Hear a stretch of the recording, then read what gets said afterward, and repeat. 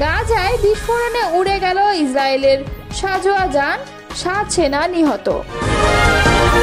জাতির কাছে ক্ষমা চাইলেন জামায়াতের আমির। নতুন সরকারের সঙ্গে কাজ করার অপেক্ষায় চীন, এমনটাই মন্তব্য করেছেন মির্জা ফখরুল। সিইসির সঙ্গে বৈঠকে জামায়াতের প্রতিনিধি দল। এতক্ষণ শুনছিলেন সংবাদ শিরোনাম, এবারে বিস্তারিত।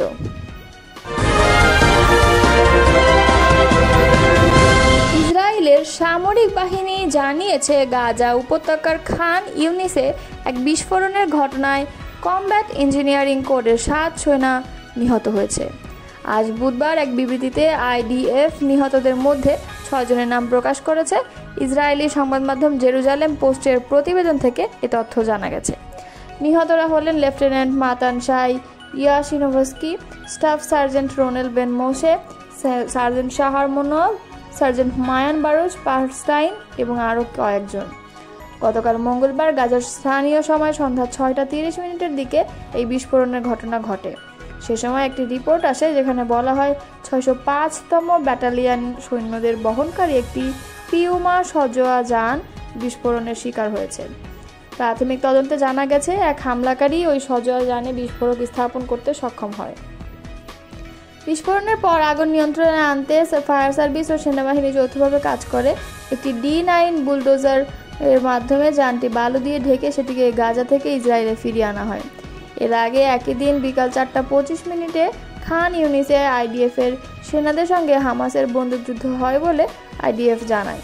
সেই সংঘর্ষে 605তম ব্যাটালিয়নের একটি ইউনিট, যা 51তম ব্যাটালিয়নের কমব্যাট টিমের অংশ ছিল, তারা হামাসের অ্যান্টি ট্যাঙ্ক হামলার শিকার হয়। এতে 2 জন সেনা আহত হয়। এর মধ্যে একজনের অবস্থা গুরুতর, অন্যজনের অবস্থা সামান্য আশঙ্কাজনক। অস্ট্রেলিয়ার জাতীয় সম্প্রচার মাধ্যম এবিসির বিরুদ্ধে আদালতে জিতলেন সাংবাদিক অ্যান্টনেট লাটফ। 2023 সালে সামাজিক মাধ্যমে গাজা যুদ্ধ নিয়ে একটি পোস্ট শেয়ার করার জোরে চাকরিচ্যুত করা হয়েছিল তাকে। বিবিসির প্রতিবেদন অনুযায়ী এবিসির অস্থায়ী রেডিও উপস্থাপক হিসেবে কর্মরত ছিলেন তিনি।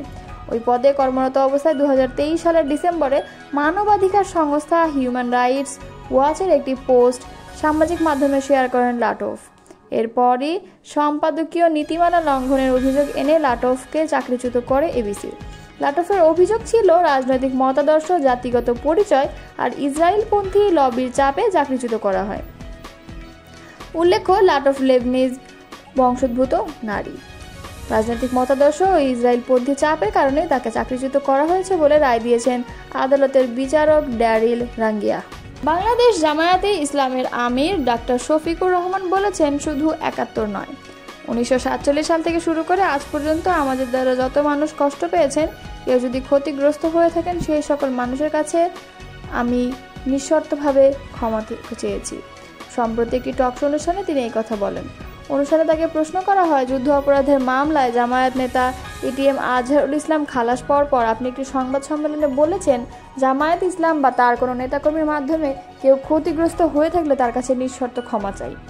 এই ক্ষমা প্রার্থনায় কি মুক্তিযুদ্ধের সময়টাও আছে কিনা সেটা সেদিন আপনি স্পষ্ট করেননি। আজকে এটা স্পষ্ট করবেন কি? অনেকেই প্রশ্ন করছেন যে জামায়াতের আমির ক্ষমা কিসের জন্য চাইলেন। জবাবে জামায়াতের আমির বলেন, শুধু 71 নয়, 1947 সাল থেকে শুরু করে আজ পর্যন্ত আমাদের দ্বারা যত মানুষ কষ্ট পেয়েছেন, কেউ যদি ক্ষতিগ্রস্ত হয়ে থাকেন, সেই সকল মানুষের কাছে আমি বিনা শর্তে ক্ষমা চেয়েছি। ডক্টর শফিকুর রহমান বলেন, ব্যক্তি হিসাবে মানুষ যেমন ভুল করতে পারে, মানুষের সমষ্টি একটি দলেরও ভুল সিদ্ধান্ত থাকতে পারে। কোনটা ভুল কোনটা সঠিক সেটা ইতিহাস নির্ধারণ করবে। আজকে যেটাকে ভুল বলে মনে হচ্ছে, কাল সেটা হয়তো বড় সঠিক হিসেবে প্রমাণিত হবে। তিনি বলেন, আমরা আদর্শবাদী একটি দল, আমরা বিশ্বাস করি আমরা মানুষের ভুলের ঊর্ধ্বে নই। আমাদের দ্বারা, আমাদের সহকর্মীদের দ্বারা মানুষ বিভিন্ন ক্ষেত্রে কষ্ট পেতে পারে, ক্ষতিগ্রস্ত হতে পারে। আমি সব কিছুর জন্য কোনো শর্ত আরোপ না করেই মাপ চেয়েছি। মাপ চাওয়ার আগে কোনো পরাজয় নেই, লজ্জা নেই। তিনি বললেন, আমার মানবিক মূল্যবোধ এবং দায়িত্বের জায়গা থেকে আমি মাপ চেয়েছি।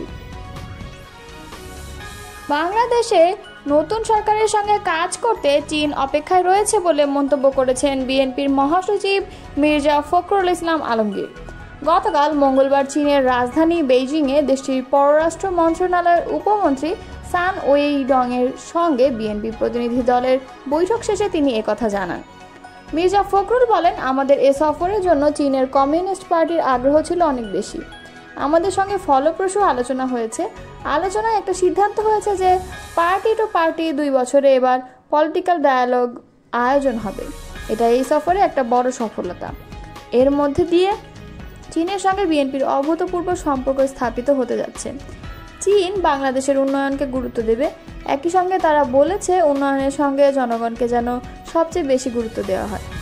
চীনের পক্ষ থেকে বাংলাদেশে একটি অবাধ ও সুষ্ঠু নির্বাচনের প্রত্যাশা করা হয়েছে বলে জানান মির্জা ফখরুল।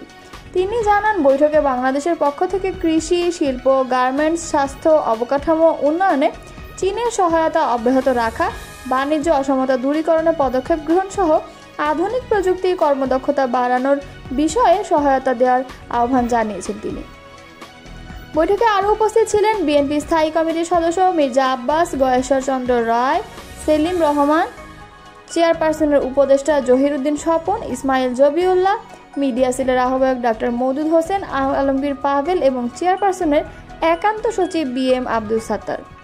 এর আগে গত সোমবার 1.5 ঘন্টার বৈঠকে বিএনপি ও চীনের কমিউনিস্ট পার্টি এবং উভয় দেশের মধ্যে বিদ্যমান সম্পর্ক আরও কিভাবে দৃঢ় করা যায়, দক্ষিণ এশীয় অঞ্চলের ভূ রাজনীতি প্রভৃতি বিষয় নিয়ে আলোচনা হয়। চীন সফররত বিএনপি প্রতিনিধি দলের একজন সদস্য জানান, বৈঠকে চীনের ন্যাশনাল পিপলস কংগ্রেসের স্ট্যান্ডিং কমিটির ভাইস চেয়ারম্যান, বিএনপির ভারপ্রাপ্ত চেয়ারম্যান তারেক রহমানকে দেশটি সফরে আনুষ্ঠানিক আমন্ত্রণ জানিয়েছেন। বিএনপি প্রতিনিধি দলের 28 জুন দেশে ফেরার কথা রয়েছে। প্রধান নির্বাচন কমিশনার এএমএম নাসির উদ্দিনের সঙ্গে বৈঠকে বসেছে জামায়াতের 3 সদস্যের প্রতিনিধি দল। বুধবার বেলা 11:15টার দিকে সিইসির কক্ষে প্রবেশ করেন প্রতিনিধি দলের সদস্যরা। এর আগে 10:40 নির্বাচন কমিশনে আসে কেন্দ্রীয় সহকারী সেক্রেটারি জেনারেল ডএএইচএম হামিদুর রহমান আজাদ সহ সদস্যের প্রতিনিধি দল।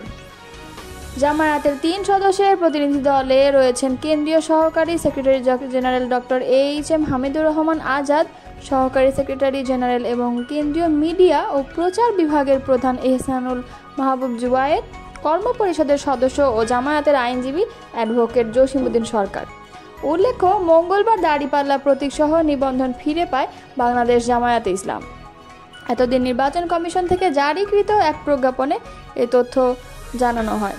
প্রজ্ঞাপনে বলা হয়েছে, আদালতের আদেশের পরিপ্রেক্ষিতে বাংলাদেশ জামায়াতে ইসলাম নামীয় দলের প্রতি নিবন্ধন বাতিলের বিষয়ে নির্বাচন কমিশন কর্তৃক প্রকাশিত 2018 সালের 28 অক্টোবরের প্রজ্ঞাপনটি বাতিল করে বাংলাদেশ জামায়াতে ইসলামের নিবন্ধন দলীয় প্রতীকসহ পুনর্বহাল করা হলো।